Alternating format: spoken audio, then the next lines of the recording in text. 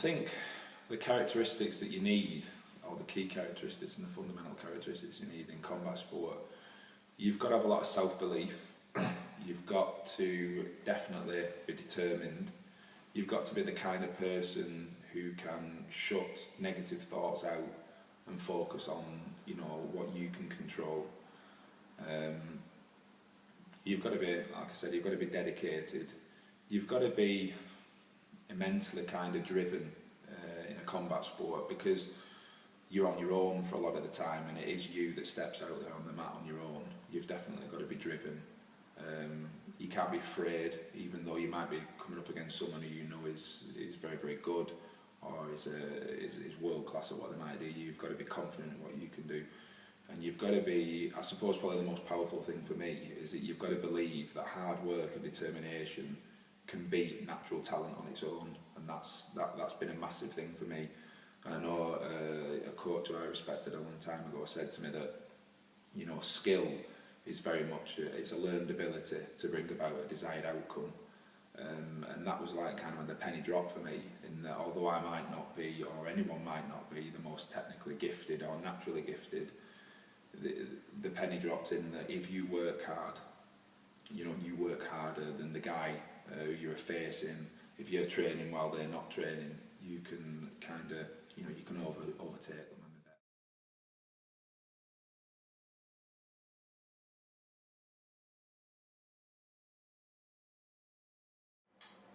Yeah, so kind of confidence in lacrosse is a big part of it. You know, it's known as like the fastest game on 2 feet. You know, it's a high speed, high skill sport.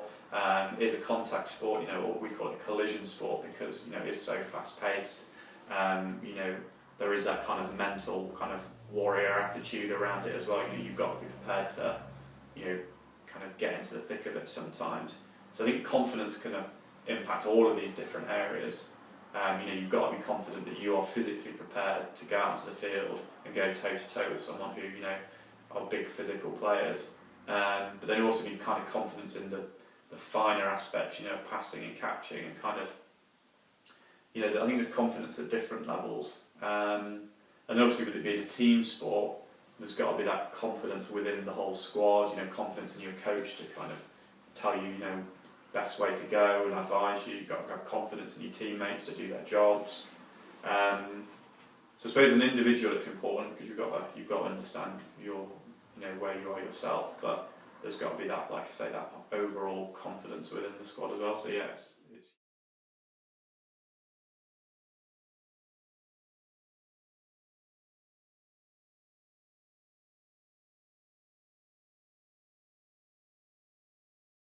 yeah, it was intimidating, but people forget, before that fight, I boxed on Ricky Atten's undercard at MEN Arena, which was like 16,000 people.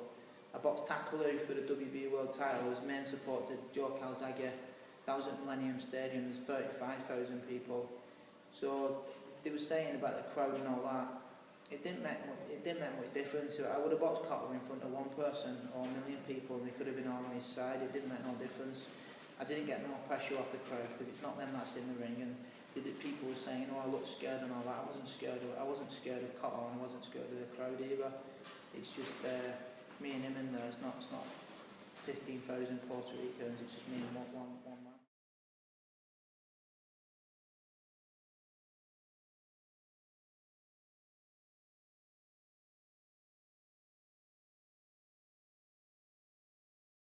If you're not confident, probably the best chance you get beat.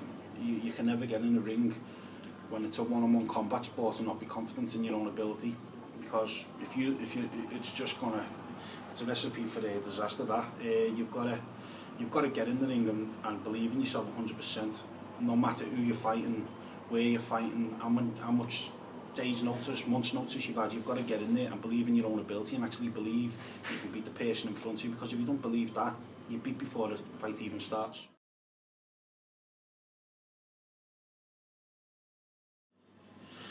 Me, I've always performed better when I was more relaxed than before a fight. You know, if I was relaxed before a fight and in a happy mood, I've always boxed better.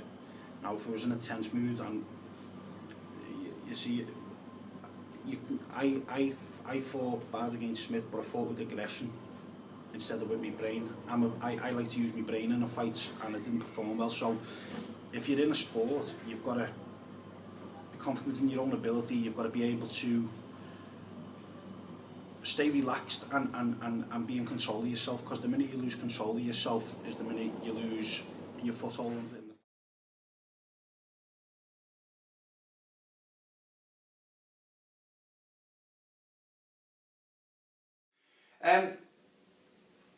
I would say that since been working with athletes, that there seems to be a very varied amount of psychological sort of variance between the different kind of athletes. Some very struggle with injury, and some can use it as a motivational factor. So the input from a physiotherapist, I think at the early stages is quite important, and to get the athlete to understand the fact that that you can, there's different ways to look at an injury, and I think that's quite important. So yeah, I mean, along the way we've kind of seen a lot of different types of athletes, and I've been privileged to work with some very elite lads and lasses and girls who are definitely all after the same goal, and that's to return back to sport with confidence. One example in question of somebody who had been carrying an injury for many years and kind of struggled with this and tried to ignore it, of which it got to the stage at which it become quite a significant problem, and by the time they'd come in, they were very mentally kind of drained really with it. It was something they'd almost given themselves, that's the person they were. They were a person who had a bad shoulder and had to live with that. And through the education system that we kind of go through with our athletes, we explain to them that's not the case, that there are lots of things that can be done. So what we had to do was take that person back to understanding how a shoulder works, that if we get the mechanics of the shoulder correct, then there is no need for them to have continued shoulder problems.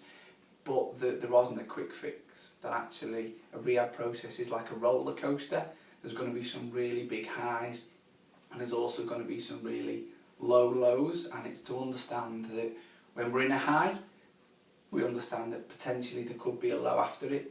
So to recognise that and to kind of keep that positive mindset going. Definitely with athletes, what we found very important in our clinic is that we set achievable goals. So we don't give them a massive target to set out with, that we give them things that they can go away and they can achieve easy. Because a lot of athletes like achieving, that's why they are what they do. You know, a lot of them like to win. And if you give them a goal that's unachievable in a short amount of time, that can add to that kind of negative mindset that they may have had through the injury. So our main aim is to give them achievable goals, short goals. It might be over a couple of days. I want you to be able to achieve this. When you've achieved this, you move on to this. And when you've achieved this, you move on to that on a regular basis. And also getting them to identify that they aren't somebody who's had a bad shoulder. They are somebody who is just becoming efficient. And during sport we become inefficient. That's part and parcel of becoming elite sports people. The more that we repeat in a sport, the more we will develop a muscle imbalance. And understanding that we can reverse that, I think, is our big key factor that we found with athletes, is getting them to understand that what they have developed is taking time to do, has come on, but what by retraining we can redevelop.